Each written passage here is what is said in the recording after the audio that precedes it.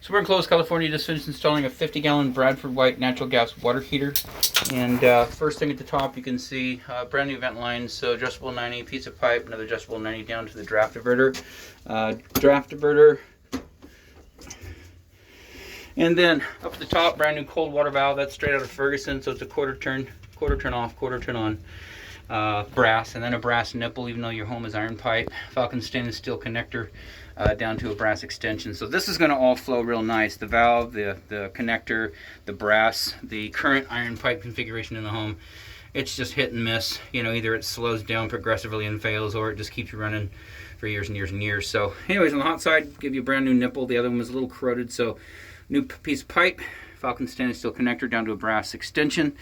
And then, of course, the relief valve comes with the water heater. It's installed CPVC pipe with a union tied back down into a brass 90. We had a galvanized, but we just put this one on here anyways. It doesn't matter, it's the drain line only. The only time this would ever be activated is if you had temperature and excessive pressure, and or one or the other, temperature and or pressure.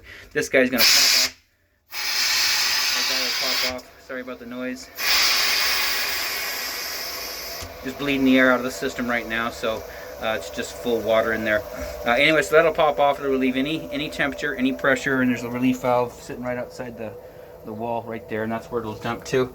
You had adjustable straps in there, but we quoted them, and plus we like to be able to warrant our installation, so brand new strap, upper and lower third, brand new shutoff valve for the gas, brand new connector for the gas, and right now you can see we're set to hot, which is approximately 120.